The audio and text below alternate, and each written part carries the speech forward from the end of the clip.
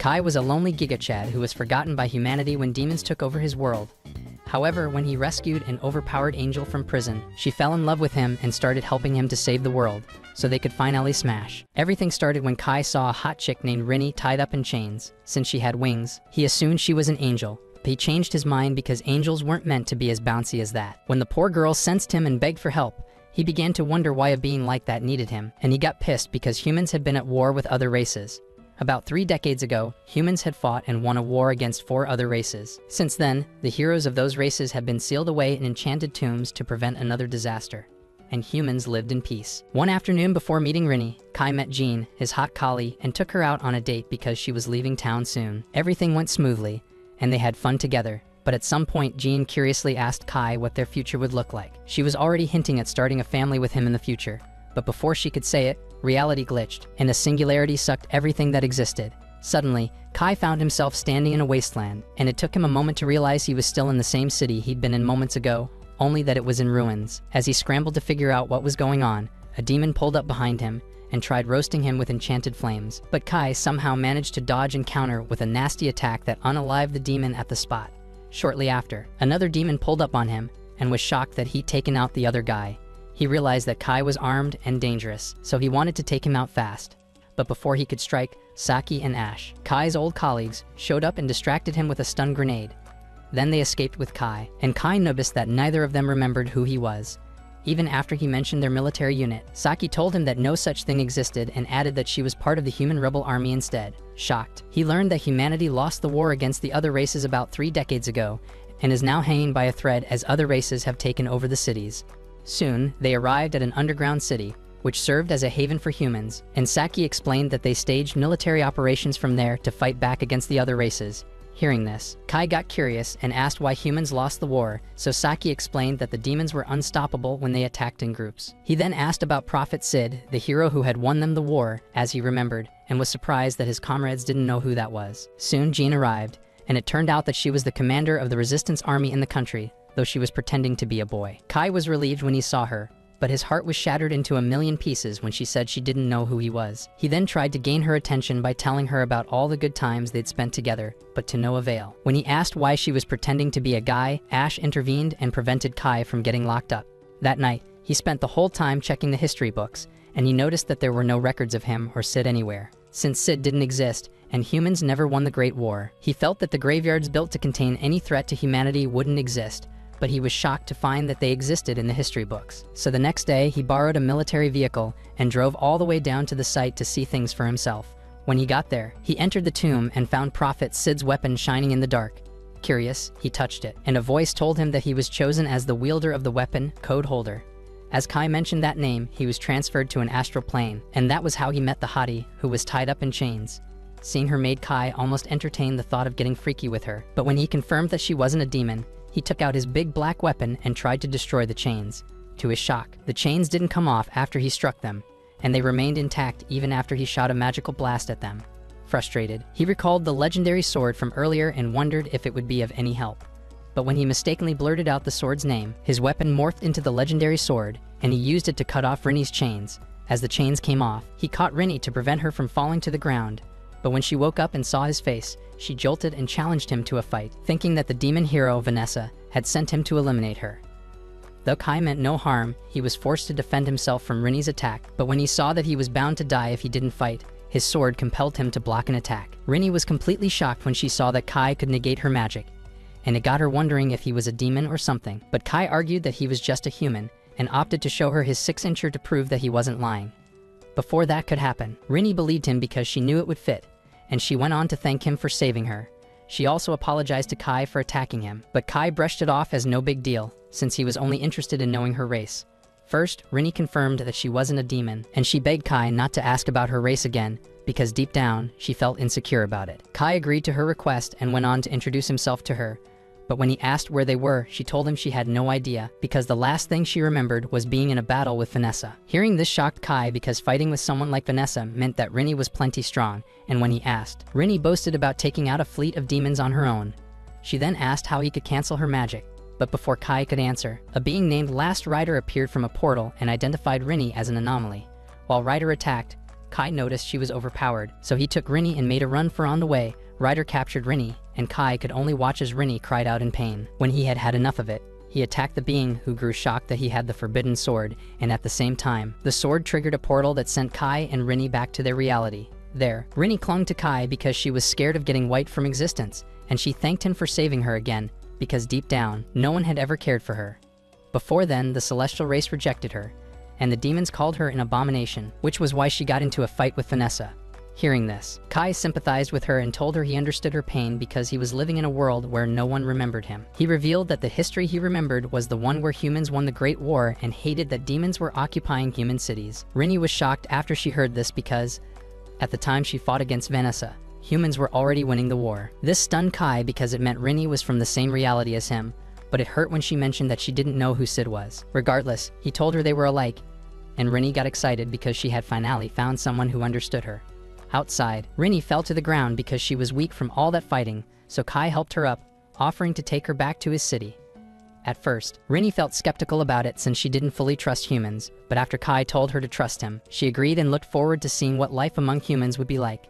Later that evening, Kai lay in bed, exhausted from the long day's chaos. He was also tired because he had to show her the basics of human civilization. Though he was grateful she could hide her wings and not attract too much attention. Rinny was in the bathroom when Kai was thinking about checking out his weapon, but not until Rinny showed up, yelling that the water wouldn't stop rushing. As Kai accidentally saw Rinny's plots, all the blood left his brain, but he turned away to prevent clapping her under his sheets. Yeah, boy. After holding it in, Rinny jumped into bed and got jealous of humans because they got to sleep on fluffy surfaces like that, whereas in her case, she usually slept on hard rock. However, she noted that the surface world was in ruins, and Kai hated that demons occupied it. He quickly realized that this reality was the opposite of the previous one, and he hoped there was a way he could go back. Around midnight, Rinny jumped on Kai and warned him that demons were already close by. Just like that, the city was placed on red alert, and civilians ran for their lives to avoid biting the dust. Rinny joined Kai to check the situation outside, and she became scared when she saw all the terror in the city. But Kai told her he had to dip because he believed he was the only one who could play Sid's role in this world. In the meantime, Ash and Saki's unit experienced difficulties facing off against a demon, not until Kai showed up and prevented one from tearing Saki apart. She was shocked because he could take a demon down in one strike, but when he was cornered, Rinny used her powers to protect him. After that, Ash and Saki asked how Kai could fight so well, so he told them he came from a world where humans had won the war against the other races. Hearing this, Saki told him to come to their military base, but when he got there, the military officers didn't take him seriously because they thought he was lying about being from another world. Jean, on the other hand, got curious about him and asked what kind of relationship they had in his world. But since Kai couldn't exactly say they used to smash, he revealed her father's and grandfather's names, and it caused Jean to end the meeting abruptly. Later that night, one high-ranking soldier, Fallon, summoned Kai and Rinny to have a word with Jean. Getting there, Kai saw Jean's feminine side, and was spot on that he knew she was a woman all along. However, Jean told him she didn't believe him entirely, and that she only summoned him because she'd like to use his knowledge and skills against the demons. When Kai asked what she was up to, she revealed that she planned to strike the demons and take their city back, even though victory seemed impossible. Hearing this, Kai offered to lend a hand, insisting that they could only be successful if he and Rinny fought Vanessa themselves. Shocked, Fallon asked why he would want to risk his life, so he told her he wouldn't be able to face his comrades if he abandoned this world and returned to his reality. He then proposed a good plan to attack the demons, and as it became clear, Jean began seeing a possibility of defeating the demons and their leader. A few days later, Kai joined Jean and her men on a stealth mission to take back their country from demons. On the way, Suki got nervous because she was on the assault team, so Rinny gave her a gentle pat on the head and made her feel better. She assured Suki that she was strong and was only capable of losing to someone like Vanessa, though she mentioned that she would self-destruct if she couldn't defeat her.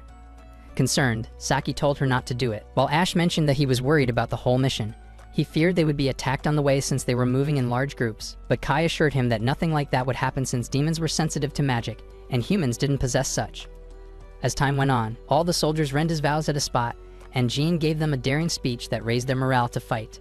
At her command, the soldiers charged, and they were shocked to see a bunch of demons flying outside Vanessa's building. As a demon prepared to strike, Kai charged into the front lines and used his weapon to blow it to bits. But when more demons were showing up from a portal, Rinny used her magic to power up his weapon, and he took them out with one deadly shot, leaving everyone speechless.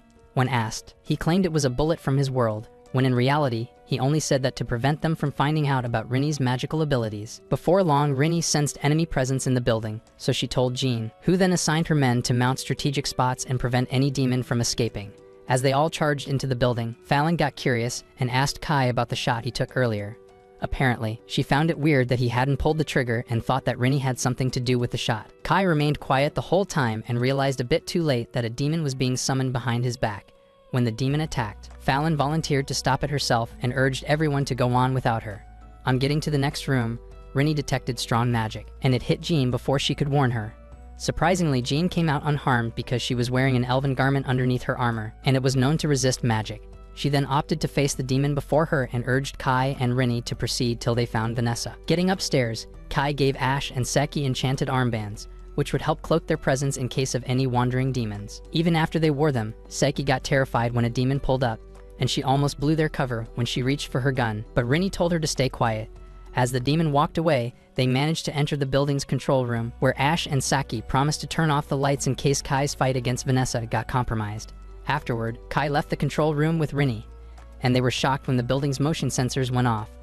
They entered another room, hoping to reach Vanessa as fast as possible, but they were shocked when they saw a pack of demons waiting for them. One of them promised to enjoy Kai as a healthy breakfast, but before Kai could make him eat those words, Rinny flew him to the other side, insisting that he went on without her. She sealed the room with ice before Kai could say anything and promised that she would catch up with him in no time. As he left, the demons noticed something off about Rinny because she was partly a demon, angel, elf, and several other races, and they started asking if 5 dudes from different tribes clapped her mother. When Rinny heard this, she lost it and activated her powers to teach them a lesson. All the while, Kai made it to the top floor and was shocked because he saw that Vanessa was hot and he knew he would lose gallons if he made the wrong move. Vanessa saw him and got a little excited because he was tall and fit, and she figured he would fit, so she told him to take everything off. Meanwhile, Jean faced a tough demon on a lower floor and managed to keep up with him because of her elven garment. When she spotted an opening, she took advantage of it by using an enchanted arrow to take him out. However, she became a bit weak because the previous attack took a toll on her body, and the dying demon noted that her life force would be drained away if she kept using enchanted weapons. Jean told him she was up for it and finished the job by stabbing the demon's face. Before she knew it, a 3-headed demon charged at her from a higher floor, but Fallon showed up in a flash and kicked the demon away. Jean was relieved to see that Fallon made it, but she realized that she needed to continue the fight and make sure to buy enough time for Kai to do his thing. Back on the top floor, Kai told Vanessa that he would not strip because he wasn't a soy boy that fell for cheap OnlyFans models. Though pissed, Vanessa maintained her composure and became thrilled because most men fall whenever she crossed her legs. She then asked Kai if he was the commander who used an elven garment, and he declined, insisting that he was from a world where she was defeated. Curious, Vanessa asked to know what race defeated her in that world, and when Kai mentioned that it was a human, she laughed because she had always seen humans as weaklings. But when she heard the name Sid, she became shocked and started murmuring something about reincarnation, and it made Kai ask what she knew. However, she brushed him off, thinking he wouldn't be a threat, and proceeded to finish him off with one strike. To her shock, Kai countered and went head-to-head with her without breaking a sweat, but he started sweating bullets when Vanessa attempted a long-range strike on him. After the blast, Vanessa was pretty convinced that Kai was dust, but when she saw that Kai survived, she wondered how he did it and why his weapon was special. Soon, Rinny showed up a bit injured from her previous fight and offered to fight in Kai's place. But before she could strike, a portal opened, and Ryder identified Vanessa as an abnormality because she had mentioned Sid's name. She then tried to erase Vanessa from existence, but Vanessa countered with a spell that destroyed a great part of Ryder's body. As a result, Ryder was forced to retreat and Rinny became scared, because although she had fought Vanessa before, this version might have escaped an asylum. When Vanessa recovered from Rinny's attack, she assumed her true demon form and was ready to unalive Kai and Rinny at once. All of a sudden, Rinny charged at Vanessa and cast an enchanted prison around both of them, begging Kai to escape while he could. Kai hesitated because he didn't want to leave her behind, but before he knew it, Vanessa broke free from Rinny's barrier and tossed her to the ground like garbage. Triggered, Kai charged at Vanessa, but he ended up getting blasted into a wall by Vanessa's magic. Rinny was shocked when she saw that Kai was not responsive anymore, so she lost it and assumed her true form, promising to beat Vanessa to a pulp. Vanessa was a bit thrilled by Rinny's form because she looked like all 5 races mixed in one, and she wasn't bothered about eating punches from the mutant. At some point, she evened out Rinny's strength and laughed at her for not using her powers to save Kai from the beginning. She told Rinny that Kai would still have been alive if she had assumed her true form, and quickly realized that Rinny felt insecure about herself, and didn't transform because she didn't want Kai to see her as a monster. Hearing this pushed Rinny to tears, especially because Kai was very dead, so she held Vanessa one last time and triggered a self-destruct spell. As the curse flowed out of her body, it entered Vanessa and caused her to die slowly. But before Vanessa could bite the dust, she triggered a hex she had placed in the building ahead of time and countered Rinny's spell. Shocked, Rinny fell to her knees, devastated that she couldn't live with herself now that Kai was dead. She shed tears, feeling sorry for not saving him on time, and she didn't react when Vanessa tried to take her out with a nasty fire attack. After the smoke cleared, Vanessa was shocked when she saw Rinny in Kai's arms. Like a Giga Chad, Kai smiled and told Rinny to stop crying because he was grateful she had bought him enough time to recover. Rinny thought she was dreaming because she was already sure Kai was dead, so she hugged him tight and made sure he was real. Vanessa, on the other hand, questioned how he managed to survive her strike because no human had ever survived her explosive magic at close range. But Kai remained quiet, knowing that the only reason he was still breathing was because of his sword. He then challenged Vanessa to another fight, but she felt insulted and summoned a gust of wind that almost set Kai off balance, while he blocked. Vanessa told him that humans were useless, and that she only acknowledged heroes from the other races as true warriors, unlike humans, who possessed no strength. Hearing this, Kai replied that he had no desire to become humanity's hero, only that he wanted to show her humanity's fighting spirit. Laughing, Vanessa told him the only spirit he had was the one that would leave his body when he died, and she went on to summon a large rock to smash his head. As the rock came crashing down, Kai destroyed it in a single strike using his weapon, which then caused Vanessa to summon multiple flames to roast him. But before that could happen, Kai gave the signal to Ash, who turned off all the lights in the building. In the darkness, Vanessa saw Kai's glowing sword and attacked, thinking he was the one. But she was taken aback when the smoke cleared and she realized she was attacking Rinny instead. As for Kai, he pulled up behind Vanessa, so Rinny threw him the legendary sword, and he used it to defeat Vanessa once and for all. Vanessa didn't hesitate to acknowledge defeat, though she hated that she was already fading from existence. While that happened, she recalled the name Sid and started saying something about world reincarnation, which caught Kai's attention. When Kai asked her what she knew, she told him Sid knew world reincarnation was possible, and that someone had caused the phenomenon to occur. She believed that the culprit must be one of the other three heroes, and told Kai that Sid had entrusted the legendary sword to her to keep it safe. She also told Kai that the sword was the only key to correcting the world, but Kai found this hard to believe because the history books taught him that Vanessa and Sid were enemies. Though Vanessa admitted that she hadn't seen Sid eye to eye, she revealed that there were past events that Kai didn't know about. She then spoke of a forbidden code hidden somewhere in their reality, and advised Kai to prepare for tougher battles ahead. Before she vanished completely, she told Kai that if they met again, she'd face him as a succubus and up her game so he'd cream himself and fall for her. After that, Kai fell to the ground, weak from all the magic he had used, but he was grateful that the battle was over. Within seconds, word spread to the other soldiers that Kai had won the fight, and everyone became happy because it meant they had their city back. The next morning, Jean showed up and thanked Kai and Rinny for helping to defeat Vanessa, especially because her people could then rebuild their city back to the way it was. She then mentioned she wouldn't be part of the reconstruction process because she had her eyes set on something else. So Rinny curiously asked if she was going to retire or something. Jean replied that she would be setting sail beyond her country to the other nations that had been conquered by the other races. She wanted to command her forces and join the other nations to win and end the Great War, and because of that, she asked Kai and Rinny for help. Kai was amazed while she spoke because she was more mature and ambitious than the other versions of herself from his reality. However, he agreed to join her cause and support her to the end as long as he was rewarded with interracial kitties to clap. Later on, while Kai talked about ending the war and finding the culprit behind the world's reincarnation, Rinny listened to him and was shocked when she saw a reflection of Sid in him. A few days later, Rinny was running for her life in the astral plane, and when she fell, an unidentified man tried to help her escape. However, she woke up and realized that it had just been another dream, since she was already on a trip to the Io Federation, which was the next country. During the trip, Kai sat quietly and flashed back to what happened after the battle with Vanessa. Back then, Rinny noticed the presence of demons and alerted him immediately, so he ran off with her to trace it. Somehow, the building they were in got engulfed in a barrier, and that was when Meryl, Vanessa's sister, showed up. Seeing Kai, she realized he was the one who defeated her sister and decided to shoot a flame blast at him. Though Kai blocked the attack with his weapon, he didn't notice when Meryl sped to his back and tried to strike him. But thanks to Rinny, he got to live another day. Rinny threw Meryl away like trash and told her to keep her hands off Kai since she wasn't sharing. Hearing this, Meryl laughed since Rinny was only gatekeeping Kai because of his sausage. So she tried to win Kai over by telling him she liked it girthy and hard. Unfazed, Kai told her he had already dealt with her sister, but deep down, he knew he was cooked if she took him seriously because she was hotter than Megan Fox. On the other hand, Meryl found it hard to believe that some lowly human had defeated her sister, but from her reaction, Kai was forced to ask if she was there to take revenge on him. To his shock, Meryl said she had no interest in seeking revenge, especially because she was now the only one in charge of her race. She then proposed a deal with Kai, offering not to attack the royal capital at all. She insisted that her people would remain in the other parts of the country, under the condition that the humans fought the 3 other races instead. Kai saw through her end goal, but accepted the deal anyway because he was positive about winning the war.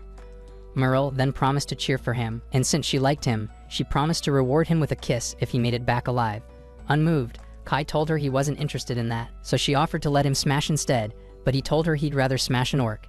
After she took the doll, she prepared to leave and told him to be careful of Alfreya, the Lord of Heaven, because he had been acting strangely lately.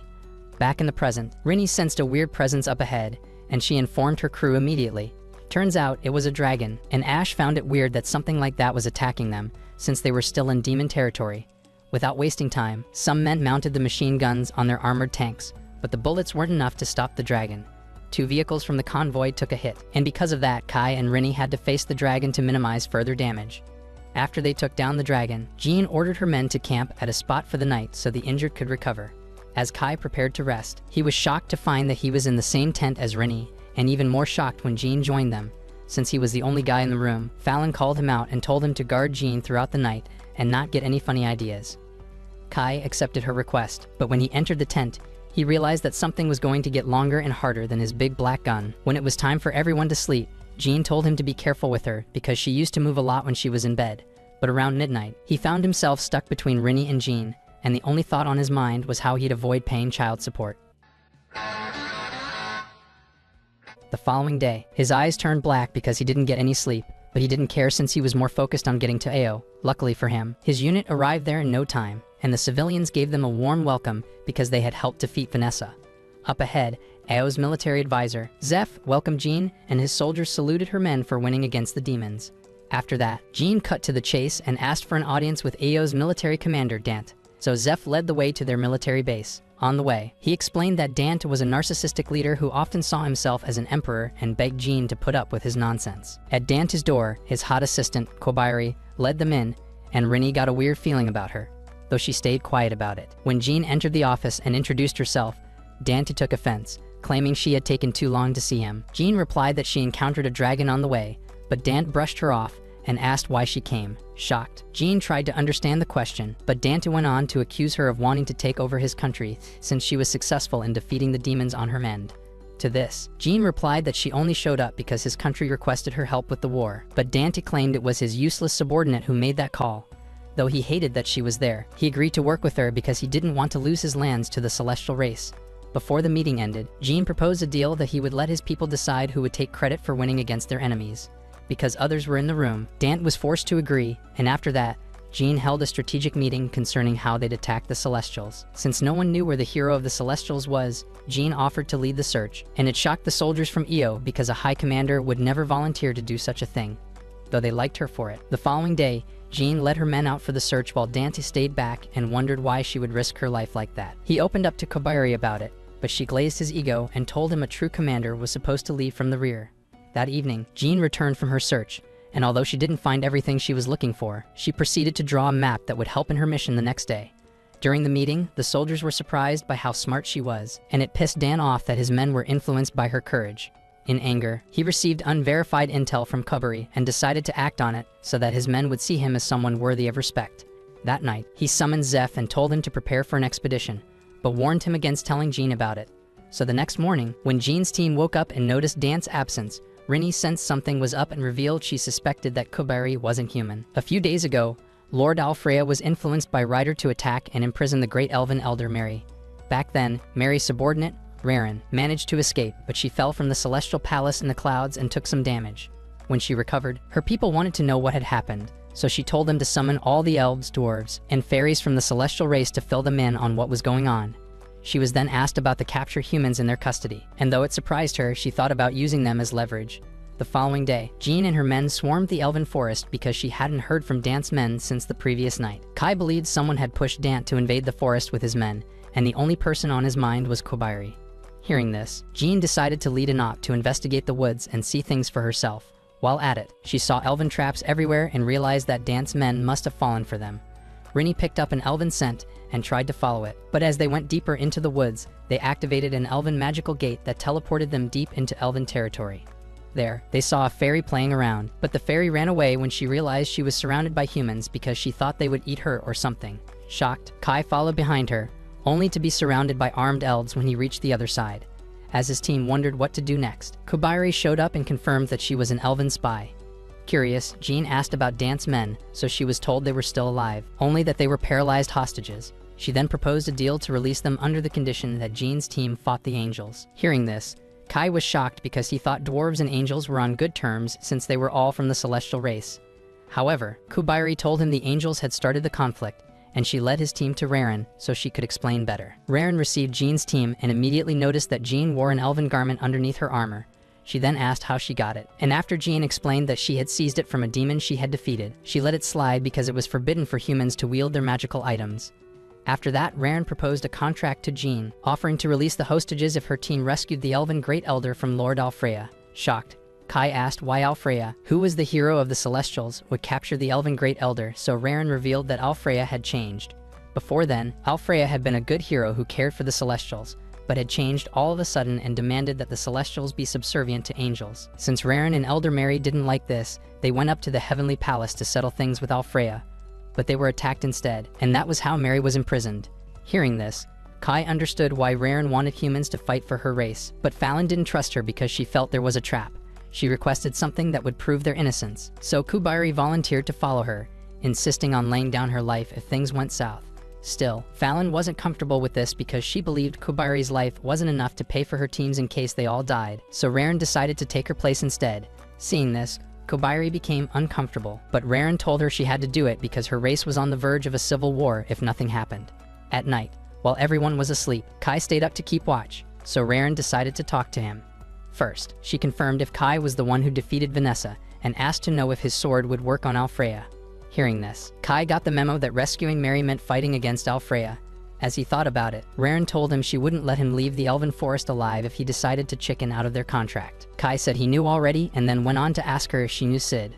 From her expression, he could tell she didn't know anything, so he realized the only person who would know was Alfreya himself and looked forward to confronting him. The following day, Raren led Jean and her team to a tree that led directly to the Angel Palace.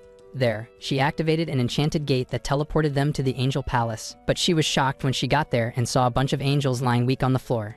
As she wondered what had happened, she led the way to another gate and took the team to a higher floor. A few floors later, an angel named Viscus shot a gust of wind at them, but they reacted swiftly to avoid falling to their deaths. Viscus was a bit disappointed when she saw that Raren was the one who led Jean's team to the palace. And since Raren was an elf, Viscus told her that her ears were so big that they could hear colors in 4-key. She went on to announce herself as a loyal servant of Lord Alfreya, insisting that she would do anything he wanted, even if it meant calling him daddy and wiping out a ton of angels who didn't respect his authority. She revealed that Elder Mary was going to be executed soon and mentioned that it would serve as a warning message to Celestials that they were all inferior to angels. After that, she tried to land a surprise attack on Jean's team, but Fallon reacted swiftly and blocked it. While it went down, Ash and Saki opened fire on Viscus, and they bought the others enough time to proceed to a higher level of the palace. Getting there, Raffaello, another angel, attempted a surprise attack on Raren, but Jean stepped in on time and blocked it. She stayed back to fight and promised to join Kai later when she was done beating Raffaello up, so Kai agreed and went up with Raren and Jean. As they got there, Raren saw Mary trapped in a crystal prison and called out to her, but Alfreya answered and questioned why she had chosen to disobey him. He believed that all the blessings of the world were meant for angels alone and that everyone else was trash.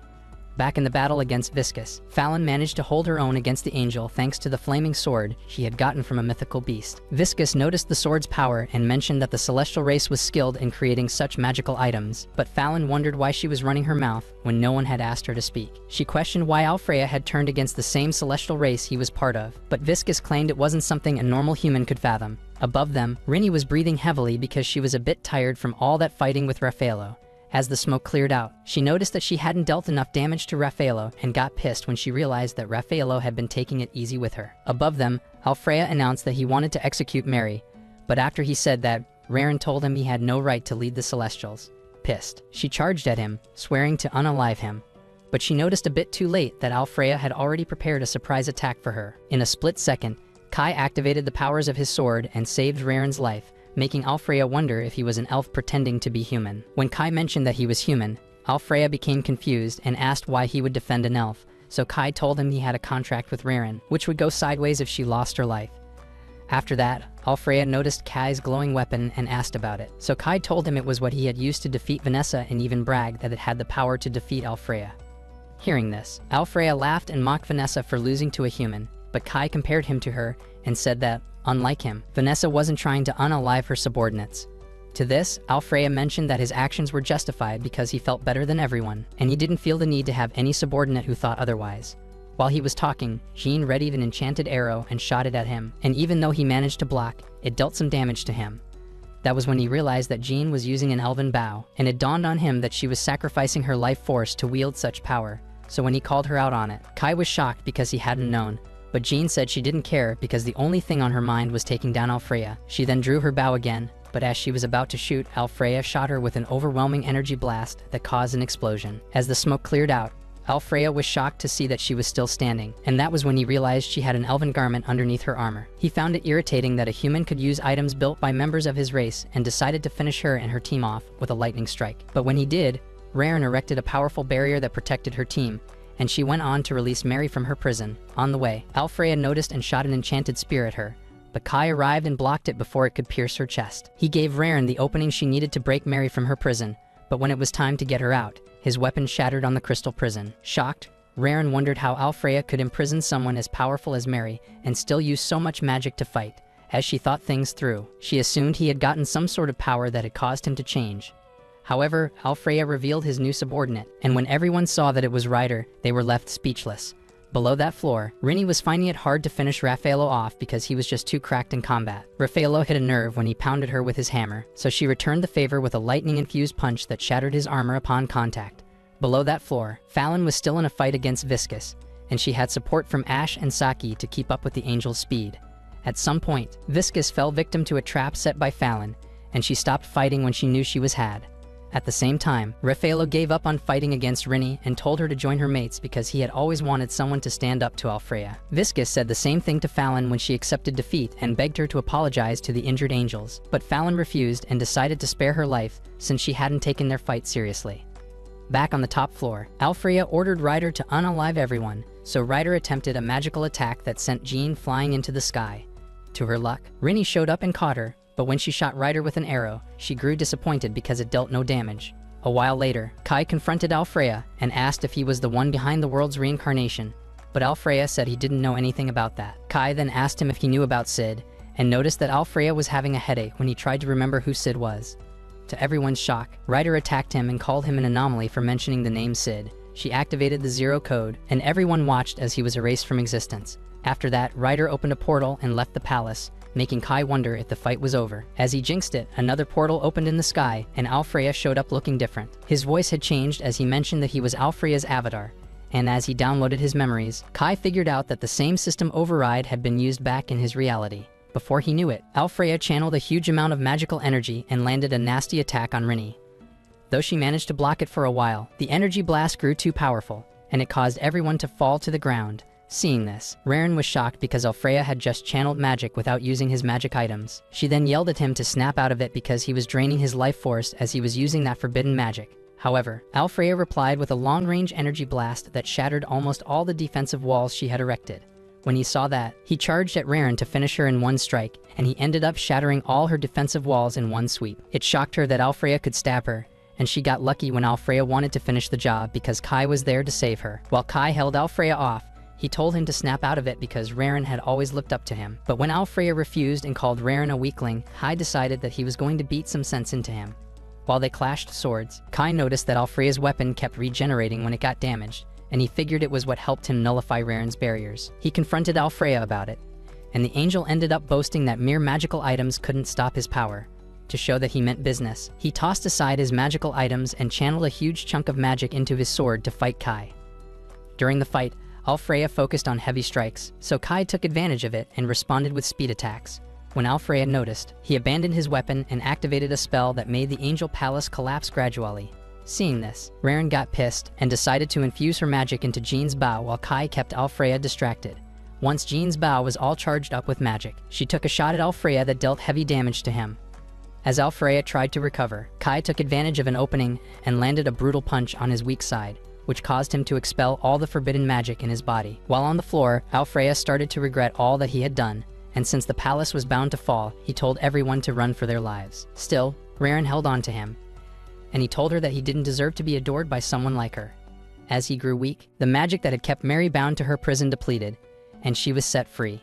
Meanwhile, Alfreya revealed that he had received something from Sid in the past, because back then, Sid had told him about something that existed when it wasn't supposed to exist. Hearing this, Kai got confused and asked Alfreya to explain what he meant, so he told him the cause of the world's reincarnation was hatred. By this time, the damage to Alfreya's body had worsened, and since he was fading away, he told Kai to eliminate the hatred that lurked in the world. As he faded away, Mary used her powers to preserve what was left of the palace from falling to the ground, while Raffaello apologized for all the damage he had caused. He mentioned that the angels were powerless against Alfreya, which was why they couldn't do anything but obey him. Hearing this, Kai curiously asked to confirm if Alfreya had changed only when he started talking to Ryder, so when Raffaello said yes, Kai wondered why Ryder had attacked Alfreya since they were supposed to be buddies. He recalled that Rinny had been attacked too and started asking himself if she would be attacked again. Later that day, Rinny had a dream about Ryder, where Sid tried to help her escape. When she woke up, she was scared, so she hugged him and wanted to squat on his sausage to feel better, but Jean entered and ruined everything. Apparently, she saw Rinny's wings and wanted to know the truth about her, so when she asked, Rinny opened up to her about not being human or from any of the other races. Kai then apologized to Jean for keeping everything a secret and mentioned that he had only done it to protect Rinny. The following day, Jean and her men appeared before the Celestial leaders to agree on a ceasefire between themselves. Mary proposed that no human would be allowed into the Elven Forest for a year, and she said the same thing about her people entering human cities. Jean agreed to it and promised to make the EO Federation abide by it.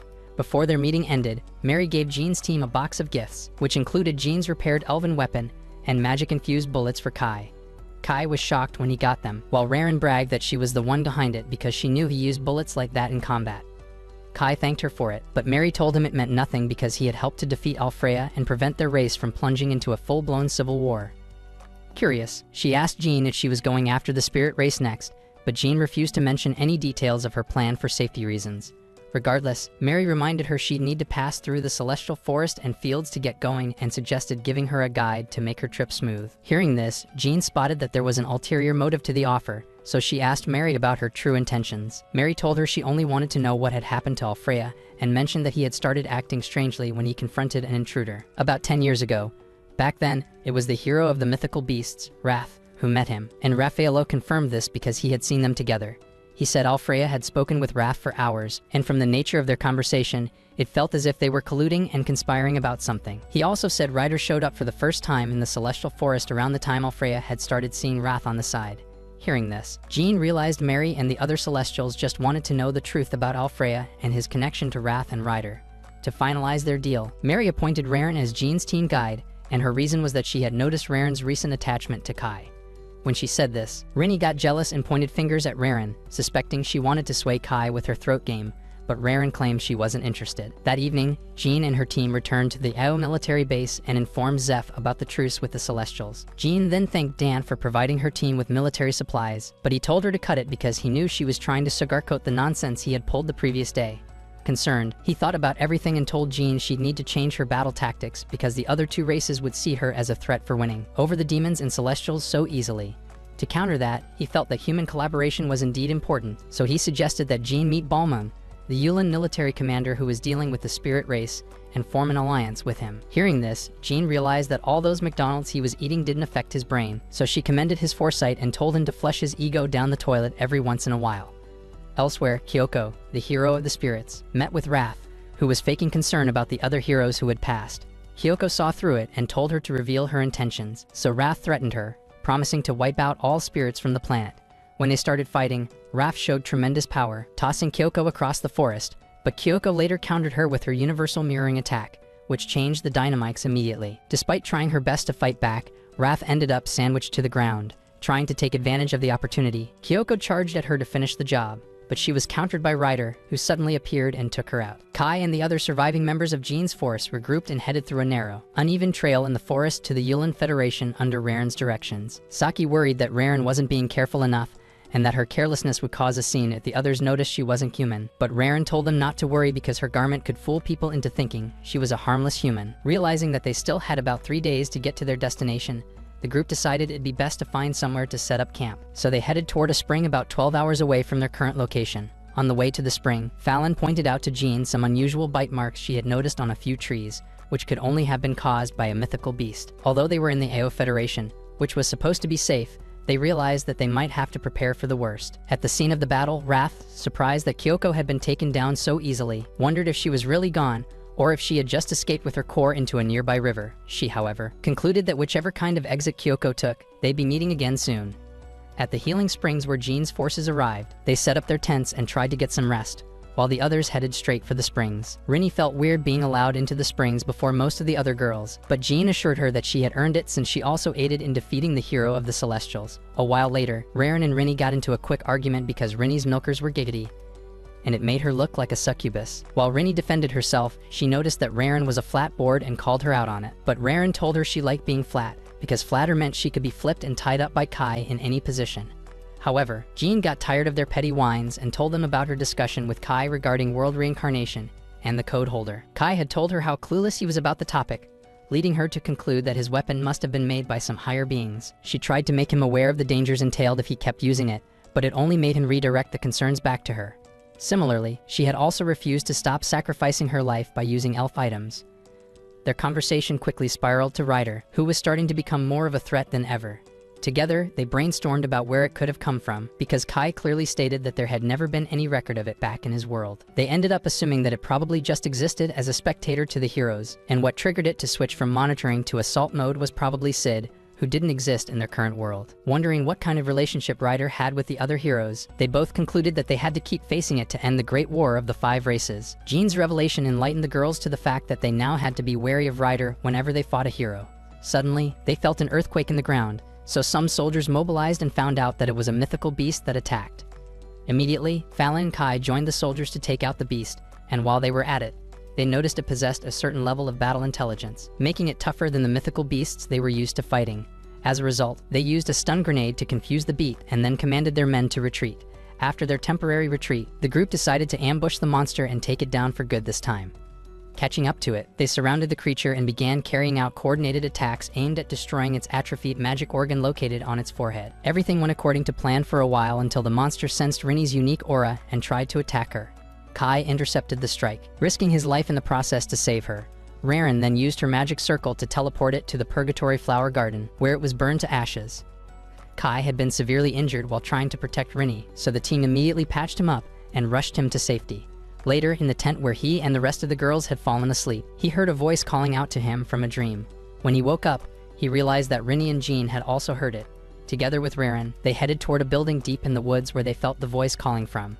When they arrived at the front of the structure, the voice called out to them again, telling them that they had found the center of the world and urging them to proceed inside. At the front of the old building, the voice told them not to be afraid and that only those who had been chosen by fate would be welcomed in. Given that Raren was the only one who didn't hear the voice, Kai ordered her to stand guard outside, just to be safe, while the others proceeded into the building. On their way in, Kai remarked on the similarity the passageway bore to the graveyard, and Rinny also pointed out the strong energy wave she felt coming from within. She stated that although it seemed similar to magic, she was sure it wasn't. After walking for a while, they noticed a light toward the end of the passageway and advanced toward it. Entering the room the light led them to, they heard the voice again, but saw nobody around. Confused, they asked where it was coming from, and it directed their attention to a huge statue in the center of the room. They panicked, but the voice told them they had no need to be afraid of it, since it was clearly powerless already. It introduced itself as an existence from the world where the Great War of the Five Races had ended and told them it had been waiting for the moment when someone eligible enough to take Sid's place in the new world would come visiting.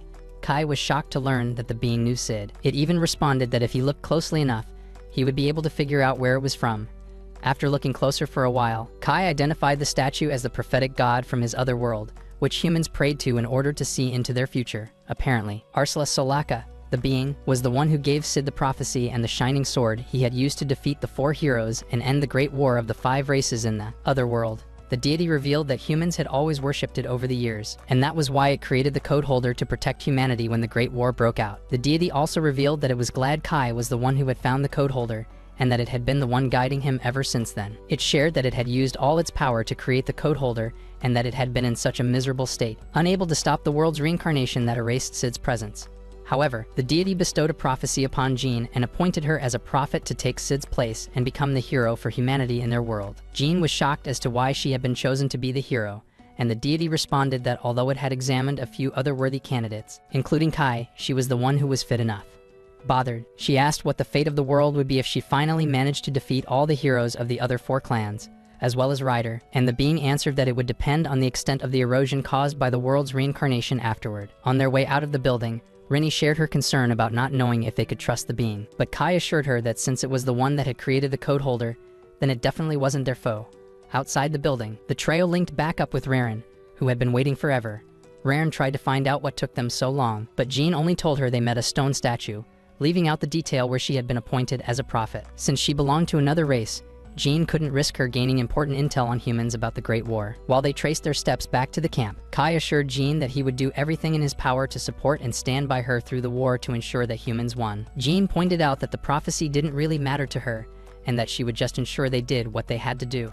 Amazed by her words, Kai told her that she was just as rigid even in his other world, and that was something he really liked about her. Probing him about the type of relationship they had in the other world, Kai told her that they were good friends who grew up together and became homies. She asked if he would also like to be her homeboy in this world as well, and he agreed.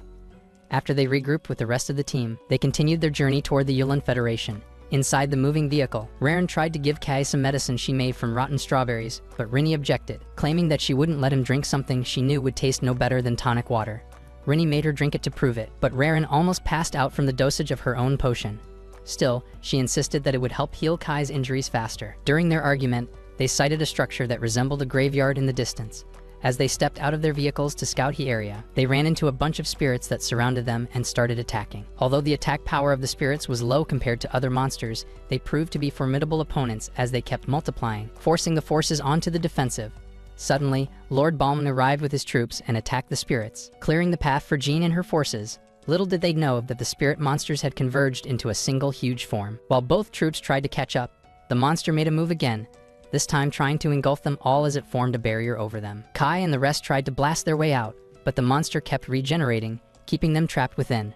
Just then, Kai got an idea and loaded his gun with a special dwarven-made sacred light bullet, which he fired at the monster. The bullet cleared a path that they all used to escape.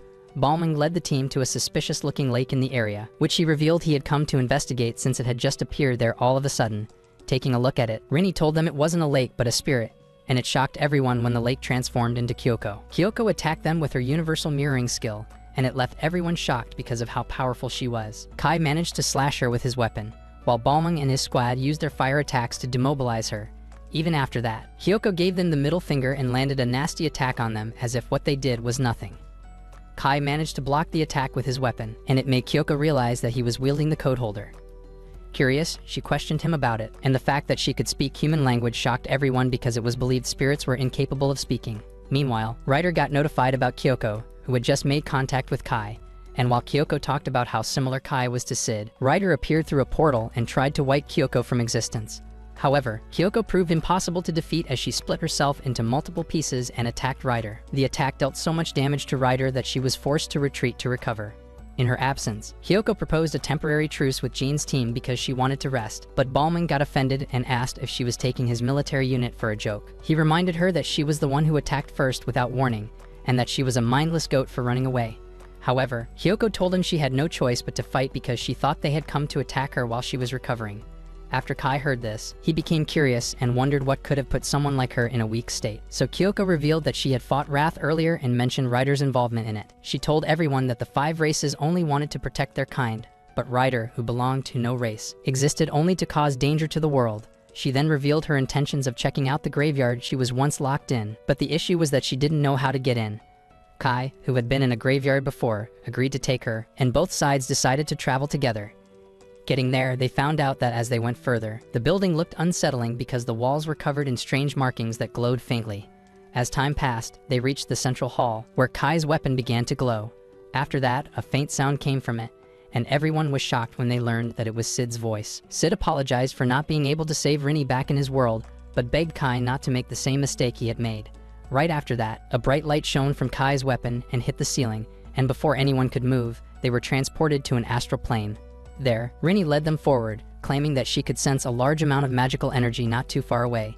As everyone followed her, they met a petrified Alfrea, and it didn't take long for Ryder to appear and accuse them of trespassing. She carried out a quick sorting analysis and decided to terminate the people who responded to the taboo word, Sid, and sent Jean, Farron, Raren, and Balming back to their reality, leaving Kai, Rinny, and Kyoko behind.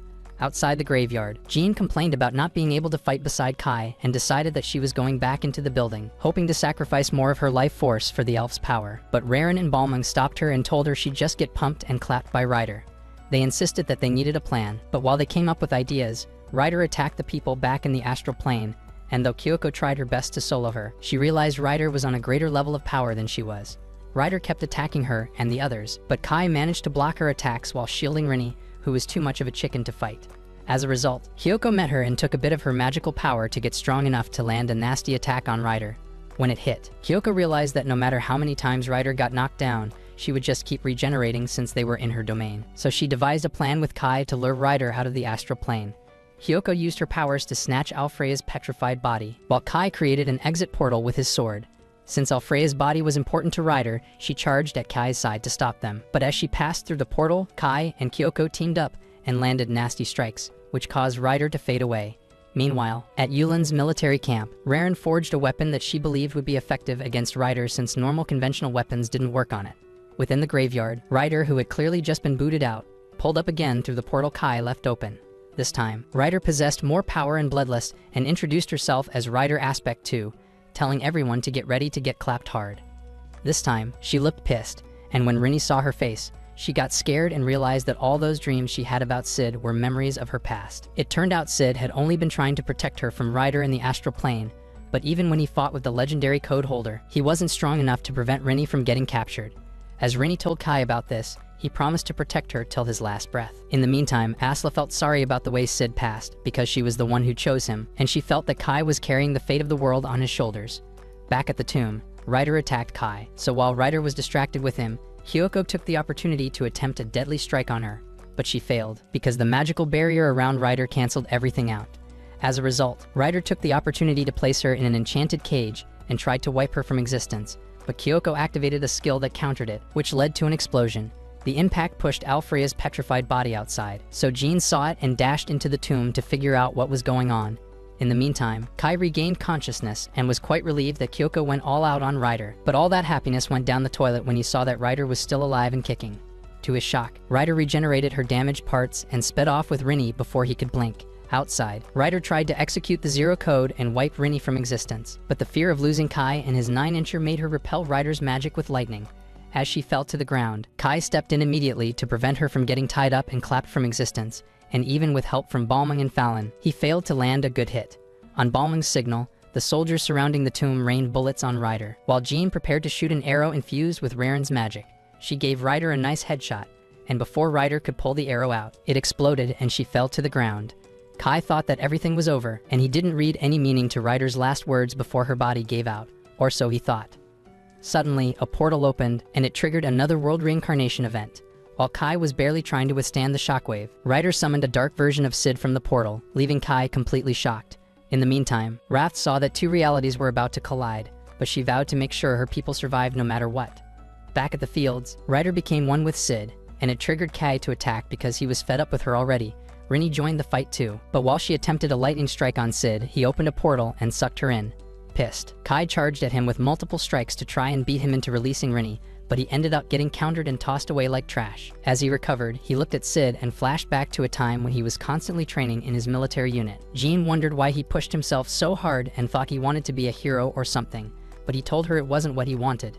To him, Sid was humanity's hero, and since the Sid he saw before him was a fake, he picked up his weapon one more time to fight. In a single slash, he tore a rift in reality itself, which allowed Rinny to escape from the astral plane to help him. In mid-air, Kai took a shot at Sid with a bullet that shattered his weapon, then charged at him to fight hand-to-hand. While it went down, Rinny picked up Kai's sword and gave it to him so he could use it to finish Sid off. He felt a surge of magical energy rising within him, so he sliced off Sid's arm and struck him with a fatal attack that wiped him from existence. Since the portal that triggered the world reincarnation event was still active, Rinny flew toward it to end things herself, and Kai yelled at her to come back because he thought she wouldn't make it. Regardless, she flew away, and her magic caused Kai to see memories of himself from his previous reality. When he woke up, Rinny was excited to see that he was alive, so she hugged him. She then opened up to him about her feelings and told him she wanted to be more than friends with all the benefits. Hearing this, Kai realized she was bound to get pregnant in the next 2 minutes. But before he could smash, Jean entered the room with Raren and ruined everything. Jean didn't hesitate to toss Rinny aside because she didn't want to miss the chance of making little ones with Kai, but Raren wanted the same thing too.